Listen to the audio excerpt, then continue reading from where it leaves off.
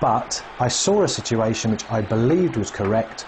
I therefore took the decision that I believed was correct at the time. So in your next match, if you need to send somebody off, if something happens, you're not going to think, oh, I did it last week against Chelsea. You will not hold back. God forbid. I mean, surely it can't happen.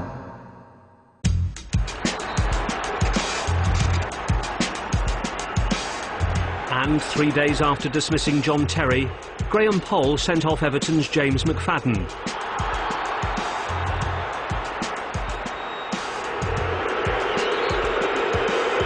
Keeping a camcorder diary, he was clearly upset in his hotel room the next morning. I think the saying is, it doesn't rain but it pours. Well, Everton against Arsenal last night. Just what I didn't want to happen, happened. 20 minutes in, James McFadden, an Everton player, chased me for 20-25 yards and shouted, "You fucking cheat." Clearly heard by Tim Cahill, an Everton player, and obviously heard by me. It's something referees cannot and must not ignore. I immediately stopped play and sent him off. David Moyes, the Everton manager, who I've always felt I've got on well with, who came up to me in my warm-up, shook hands and said, "Just ignore them all, you know you're a great referee, keep going," before the game. And then after the game wheels James McFadden into a press conference and comes up with a shot.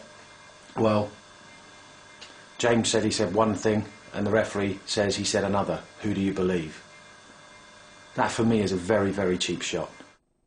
People say you are attention-seeking, you like the limelight. Are you attention-seeking?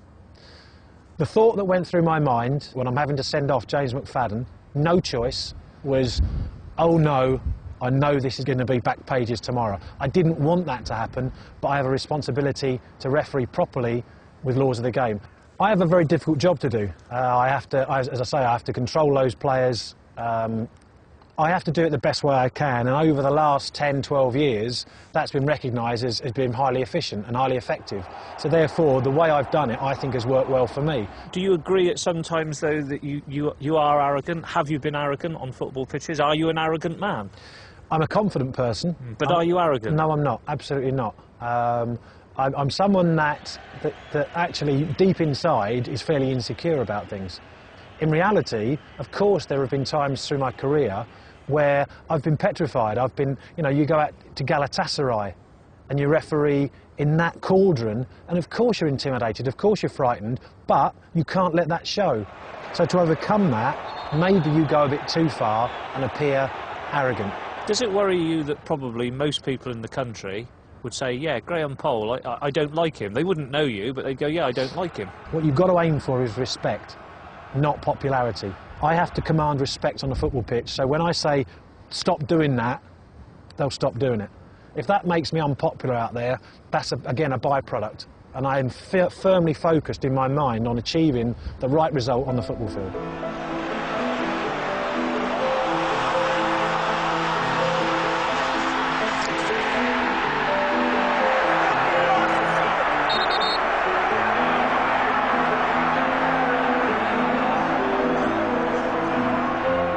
Boxing Day, Christmas 2006. I've done my running, no match today, first Boxing Day off in 25 years of refereeing. It was my match, Charlton against Fulham. It's tomorrow evening. This is it for us, this is what we do. Part of Christmas is taking it easy Christmas Day, normally again Boxing Day, but I'm very, very positive about things. Finally, I think we've turned the corner, started to enjoy my games. We've enjoyed Christmas with the family, and we're raring to go tomorrow night down at the Valley for Alan Pardew's first game in charge of Charlton Athletic. Happy Christmas. Wednesday the 27th of December, midnight. Just returned home from Charlton Athletic against Fulham. And I guess it typified what a year it was. For 90 minutes it was a cracking game, littered with mistakes by players, but not by the match officials. Until the second minute of stoppage time with Charlton winning 2-1, the possible first victory in Alan Pardew's first game. Unfortunately, the assistant believes he's seen a handball, and he doesn't. And as the referee with no better view, I have to take his signal and award the free kick. The ball's crossed in, it bounces around the box, and Frank Quedru smashes it into the net, 2-2. Good result for Fulham, an injustice, obviously, for Charlton as they would see it. We have to remember that what we gave was a free kick on the edge by the touchline of the pitch. Not a goal, but a free kick. The fact the ball was crossed in and they scored will go down as a big error by the match officials. When Alan Pardew came to see us, clearly disappointed, all we could do was apologise. He said he expected his players to be nervous, to make those mistakes, to make errors. He didn't expect the match officials to also succumb to the pressure.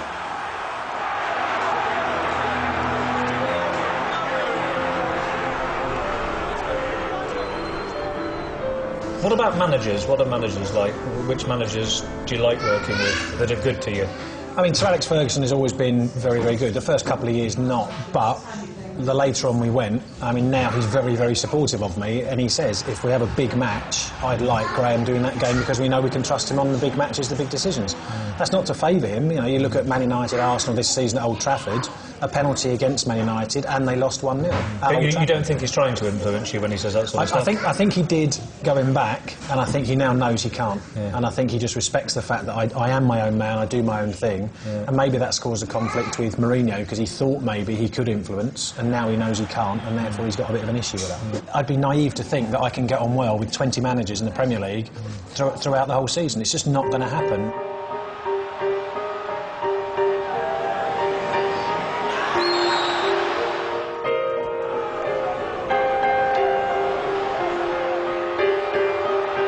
If only they knew we do this to get abused. Wonderful world.